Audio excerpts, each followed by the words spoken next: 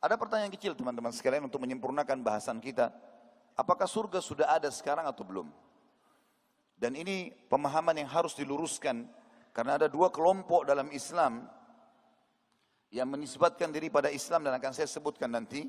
Mereka adalah Mu'tazilah dan Qadariyah. Dua kelompok ini yang mengatakan surga tidak ada atau belum ada sekarang. Dan kita harus tahu pemahaman ahli sunnah wal jamaah jelas sekali kalau surga sudah ada. Bahkan sebagian besar ulama ahli sunnah wal jamaah sepakat mengatakan setelah pena diciptakan oleh Allah dalam hadis Bukhari yang pertama dan mencatat semua takdir, maka Allah yang maha pemurah menciptakan para malaikat, memimpin para malaikat lalu menciptakan surga dan neraka. Di antaranya perintah Allah yang maha pemurah dan maha pengasih kepada Jibril alaihissalam untuk melihat surga setelah diciptakan. Lalu kata Nabi SAW, Allah pun menyuruh Jibril, pergilah ke surga, lihatlah apa yang sudah aku janjikan untuk hamba-hambaku di sana. Maka Jibril, malaikat yang tidak membutuhkan atau tidak memiliki hawa nafsu, Allah SWT sudah berikan luar biasa fasilitas kepadanya. Dia masih kembali dari surga mengatakan, ya Allah, tidak ada orang yang dengar saja surga, kecuali mereka akan berlumba-lumba untuk mengejarnya. Lalu Allah Subhanahu wa taala mengatakan kepada Jibril, pergilah ke neraka. Saya sudah ciptakan tempat siksaan untuk hamba-hambaku yang membangkang. Jibril alaihissalam pergi ke sana, lalu kemudian dia kembali mengatakan, ya Allah, tidak ada seorang hambamu pun yang mendengar neraka saja, kecuali pasti dia akan menjauhkan diri darinya. Lalu Allah Azza wa Jal, Allah yang maha tinggi dan maha mulia, menghiasi surga dengan hal-hal yang tidak disukai, larangan-larangan, perintah-perintah, dan menghiasi neraka dengan hal-hal yang disukai oleh manusia, hawa nafsu dan seterusnya. Maka kemudian Allah menyuruh lagi Jibril AS untuk datang. Coba lihat nih, setelah dia pergi ke surga, dia kembali, dia mengatakan, ya Allah, tidak ada seorang hamba pun yang saya anggap atau saya pikir akan bisa masuk dalam surgamu, karena luar biasa godaannya. Dan tidak ada seorang pun yang bisa selamat dari nerakamu karena luar biasa godaan juga yang ada padanya. Dalil ini sangat jelas membuktikan surga sudah ada. Bahkan sebelum penciptaan bumi. Dalil yang lain teman-teman sekalian adalah janji Allah yang maha tinggi dan maha pemurah. Sebagaimana sudah kita bacakan tadi dalam surah At-Taubah 111. Allah enggak mungkin menjanjikan sesuatu pada hambanya yang belum ada. Tapi Allah selalu menjanjikan sesuatu yang sudah ada. A'udzu billahi minasyaitonir rajim. Innallaha ishtara minal mu'minina anfusahum wa amwalahum bi anna lahumul jannah. Allah membeli dari orang-orang beriman jiwa mereka dan harta mereka agar mereka masuk ke dalam surga. Juga kabar gembira dari Allah Subhanahu wa taala kepada orang beriman dalam surah Al-Baqarah ayat 25. A'udzu billahi minasyaitonir rajim. وَبَشِّرِ الَّذِينَ آمَنُوا وَعَمِلُوا الصَّالِحَاتِ أَنَّ لَهُمْ جَنَّاتٍ تَجْرِي مِنْ تَحْتِهَا الْأَنْهَارُ. Al-ayah. Sampaikan berita gembira hai Muhammad kepada orang-orang beriman. Begitu mereka beriman, mereka akan mendapatkan surga yang di bawahnya mengalir sungai-sungai. Juga dalil yang jelas tentang masalah kunjungan baginda Nabi SAW ke surga pada saat Isra dan Mi'raj. Sebagaimana Allah Subhanahu wa taala menjelaskan dalam surah An-Najm ayat 13 sampai ayat 18. A'udzu billahi minasyaitonir rajim. Wa laqad ra'ahu nazlatan ukhra 'inda sidratil muntaha. 'Indaha jannatul ma'wa idh yaghsha as-sidrata ma yaghsha ma zaghal basar wa ma tagha. Laqad ra'a min ayati rabbihil kubra. Dan sungguh Muhammad telah melihat dalam rupa yang asli Jibril pada waktu yang lain, yaitu di Sidratil Muntaha. Di dekatnya Sidratil Muntaha itu, di bawah arsy-Nya Allah, ada surga yang akan menjadi tempat tinggal yang kekal. Muhammad melihat Jibril ketika Sidratil Muntaha diliputi sesuatu yang meliputinya, penglihatan Muhammad tidak menyimpang dari apa yang dilihatnya itu dan tidak pula melampauinya. Sungguh dia telah melihat sebagian tanda-tanda kebesaran Rabb-Nya yang paling besar. Dalam hadis Bukhari Muslim, baginda Nabi SAW menceritakan kepada kita,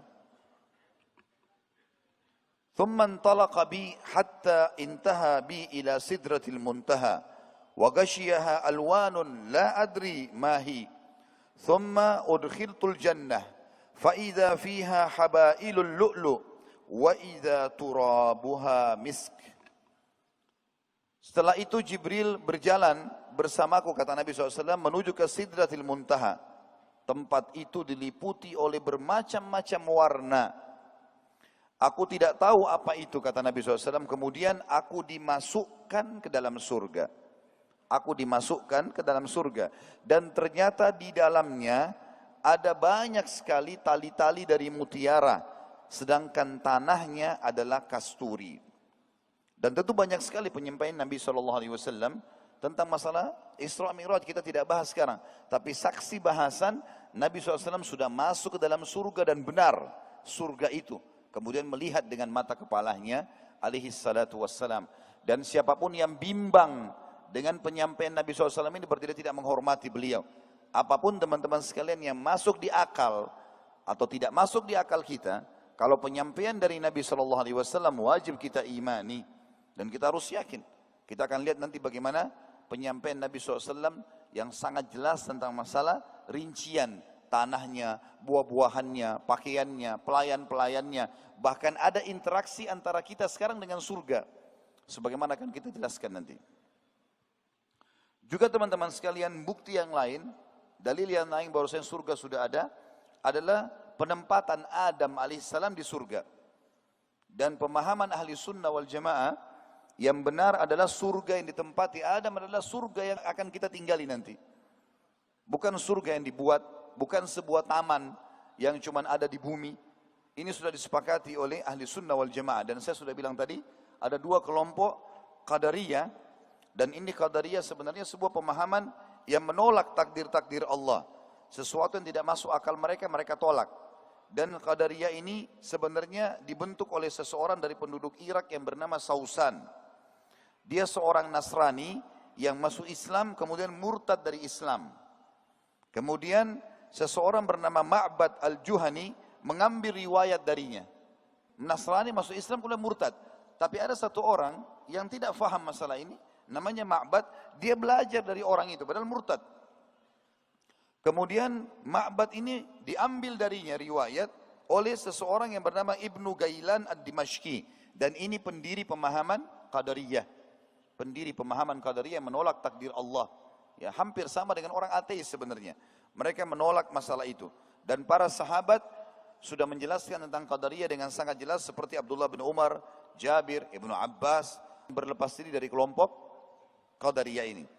Kemudian yang kedua adalah Mu'tazilah. Dan Mu'tazilah juga menolak adanya surga sekarang. Dan ini dibentuk oleh Wasil bin Atha al-Ghazal dan Amr bin Ubaid. Dua orang ini tadinya hadir di majlisnya Hasan Basri rahimahullah, salah satu ulama tabi'in yang hidup di zaman 100-an Hijriah. Kemudian karena mereka menolak apa yang disampaikan oleh Hasan Basri, maka Hasan Basri suruh mereka keluar. Makanya namanya Mu'tazilah. Atau dia menyendiri, keluar. Lalu kemudian mereka membuat pemahaman-pemahaman yang jauh dari pemahaman para sahabat dan tabi'in. Mereka mulai membentuk segala macam hal, di antaranya ada namanya manzilatu baina manzilatain. Ada orang yang nanti hidup di antara dua kedudukan. Bukan surga, bukan juga neraka. Ya. Dan mereka termasuk orang yang mengatakan surga belum ada sekarang.